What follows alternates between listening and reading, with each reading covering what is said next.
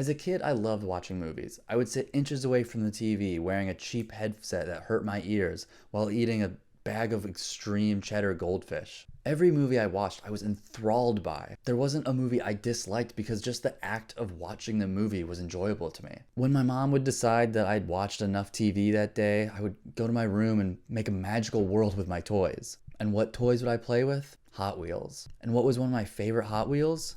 This blue Honda Civic. One of the few toys I kept when my mom moved out of my childhood home. And in 2003, my worlds collided when I first saw the Hot Wheels movie, Hot Wheels World Race, the first installment in the animated cinematic universe of Hot Wheels. Now, I'm no longer a kid, that's for sure.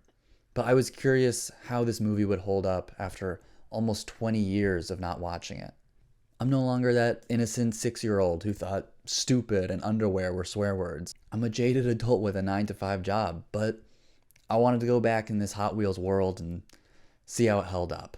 Our protagonist, Vert Wheeler, is hitting the half pipe with his friend Alec. Vert immediately makes it clear he only cares about 2 things: winning and being a team of one. And hey, I can relate to that, because when I'm skating with my friends, all we care about is winning. Also, I don't skate and I don't have friends. Vert's friend Alec takes a gnarly fall in that half pipe. And you know what Vert says when he sees that? Bummer. He shows zero emotion for his friend just fracturing a rib, who's gonna now have to be rushed to the hospital. Vert witnesses his best friend get in a car crash. Bummer. After a long day of skating, Vert finally gets home and he finds out from his dad that his dad was deployed with his squadron, and now because of that, his dad's not gonna be able to be there for Vert's driver's test. I have to assume that Vert's mom is out of the picture. Probably died in a gruesome accident because she couldn't drive fast enough. And now Vert is fixated on driving fast and winning because of the tragedy of his mom dying. But I don't know, I'm just spitballing here. But Vert gets to the driver's test and he aces both the written portion and the driving portion, so he gets his license. And when he gets home, there's a life-size Hot Wheel car in his driveway, and he's invited to a race where some of the greatest racers in the world are gonna be there. Vert is 16 years old. If the bar to be invited to this race is acing a driver's test, this race is not going to be fun to watch. Everyone's going to be going to the speed limit, putting their blinker on 100 feet before they turn, and parallel parking perfectly. At this point, we have not seen Vert drive or race at all. But Vert gets in the car and heads to the race. I see that you've all found your driving suits. Hey, wait a minute. I recognize you. You're the guy that ran up to me in the park and pinned me down and took all my measurements. This suit is nice, though.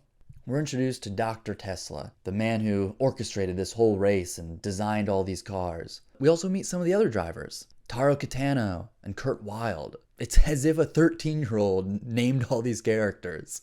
Hi, I'm Bert Barbecue. I'm Sam Danger. I'm Wheel. Hot Wheel. Now, Dr. Tesla explains that every car has special equipment for specific terrain. And that feels pretty unfair because it seems like all the cars should have the same equipment. One car has a saw attached to it. Another guy can literally drive through a volcano. Vert's car can fly. And then one racer's car just has square wheels so it drives all funny. How is this a fair race, Dr. Tesla?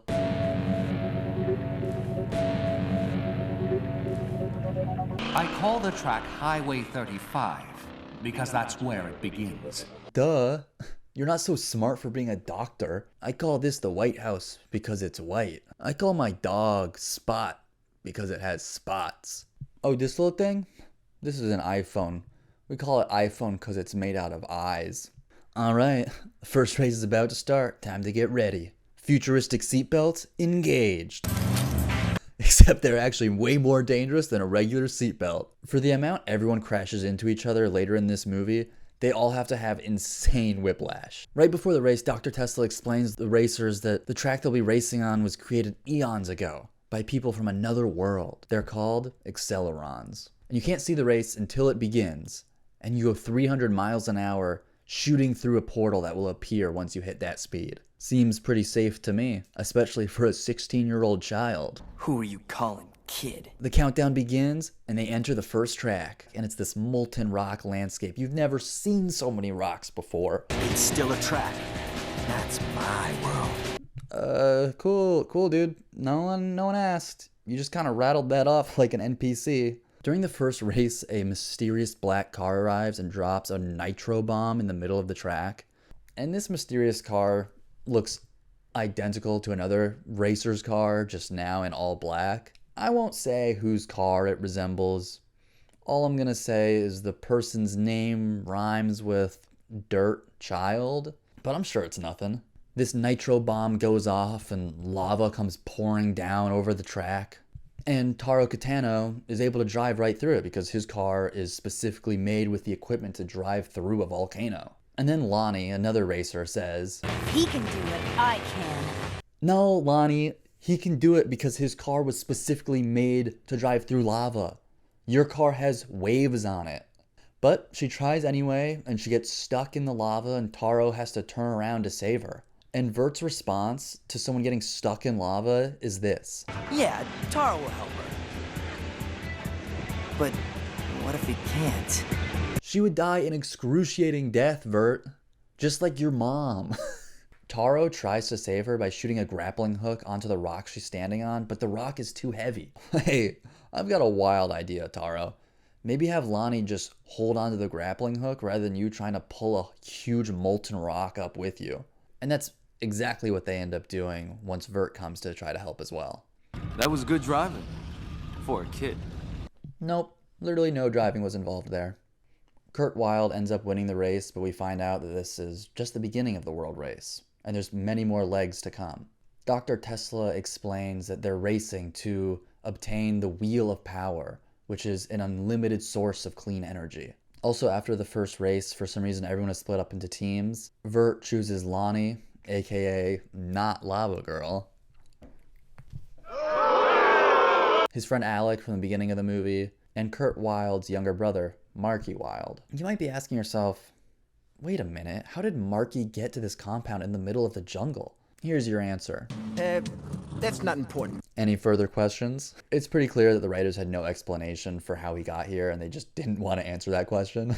One thing that I notice is whenever characters get in a crash, they tend to stop and talk for a while before they start to drive again. One time, Vert literally gets out of his car to talk for a while during the middle of a race. "My dude, get back in your car. This is a race for $5 million. Oh, I don't think I mentioned that, but the winner gets $5 million. The second leg of the race is more or less the same. Vert's team, the Wave Rippers, takes a shortcut and it ends up being a long cut and they end up in last place. But after the second leg of the race, we get to see this mysterious driver that was driving the black car meet their evil boss, Galorum. You shouldn't have come here in person. It's dangerous. For you, perhaps. Call an ambulance! Call an ambulance! But not for me! Which, according to a Reddit post by the creator of this movie, Galorum is the name of someone he had a crush on in high school. Apparently she was not thrilled about having her name used for the villain of this movie. Time for race number 3. This one is desert themed, and immediately when they go through the portal, all the cars get stuck in sand. And one team has spikes on their cars, so they engage that and they're able to go right through the sand. And then Vert has the wild idea to use the boosters on the bottom of his car to just float over the sand, and his whole team does that. Feels like Lonnie could have done that instead of trying to drive through the lava in the first race. The old man was right. Why are you stopping in the middle of the race and blocking the entire track? Hey! Hey, you're not allowed to pass me. I'm giving an emotional monologue over here. During the third race, Kadeem and the mysterious man in black end up chasing after what they believe to be the Wheel of Power, but it ends up just being nothing, and once they come through the portal, it disappears. But most importantly, in the third race, we find out who this mysterious man in black is. Kurt Wilde? No way! It's Kurt Wilde? Who would have guessed? Not a big surprise. One thing I noticed is Kurt's younger brother Marky has a very strong New York accent, and Kurt does not at all, and I thought that was a pretty interesting creative choice. The rest of the third race, not much happens, but then in track 4, they finally see where the Wheel of Power is. It's in this empty, futuristic city. It's like a city built for cars. You mean Los Angeles? Vert goes off this 90-degree ramp to grab the Wheel of Power in this insane cinematic shot, gets it, and he wins the race, and him and his team all get $5 million. And they're all back at the compound hanging out, and they just want to race again. They're racers at heart, but they find out they can't race on those tracks anymore. Those tracks are closed now that the world race is over.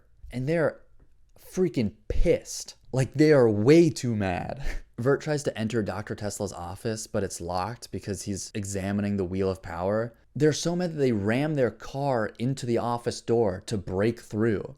And Tesla doesn't react in the slightest. He doesn't acknowledge at all what just happened. But while Dr. Tesla is trying to tap the Wheel of Power of unlimited clean energy, he messes up and blows out all the electricity in North America. And after that, he decides that the Wheel of Power is too powerful and they need to put it back where they found it.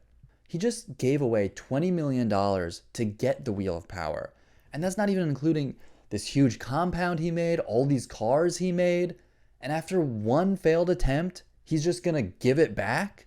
What kind of doctor is this? What is he a doctor in? We haven't seen him do or say any doctoral thing in this whole movie. If anything, he's more of an inventor or a businessman. It feels like they just gave him a doctor title so he would seem smart and trustworthy. But against my better judgment, they decide to bring the Wheel of Power back. And as they exit the compound, they see that Galorum is there with all of her minions trying to steal that Wheel of Power. And this kicks off the final act of the movie as all the racers are chased by Galorum and her minions. And Kurt redeems himself by turning on Galorum and helping the racers. And Vert puts the Wheel of Power back where they found it, and the city lights up.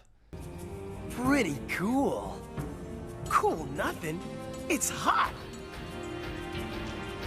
Hot Wheel City.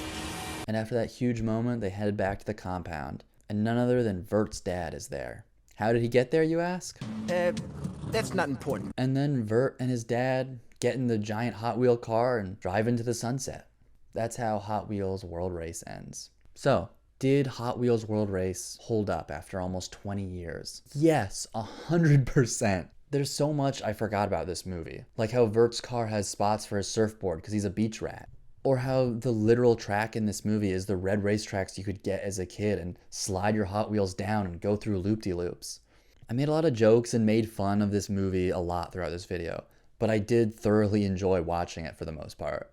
Really, my only complaint about this movie is that it's a little too long. It's almost 2 hours, and at around 2/3 of the way through, I started to feel that length. I think they could have condensed 2 of the races and had the movie finish around the hour 30-minute mark. For me, an hour and a half is a perfect length for any movie. No movie should be longer or shorter than an hour and a half. There are definitely some unanswered questions in this movie. Like, why did Galorum not want Dr. Tesla to get the Wheel of Power?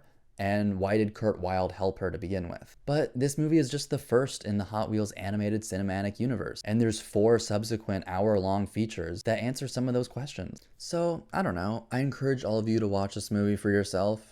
It's free online, and there's a lot of stuff that I didn't mention in this video that happened. I hope you enjoyed this video of me going down memory lane again and rewatching this movie from my childhood. And until next time, bye-bye!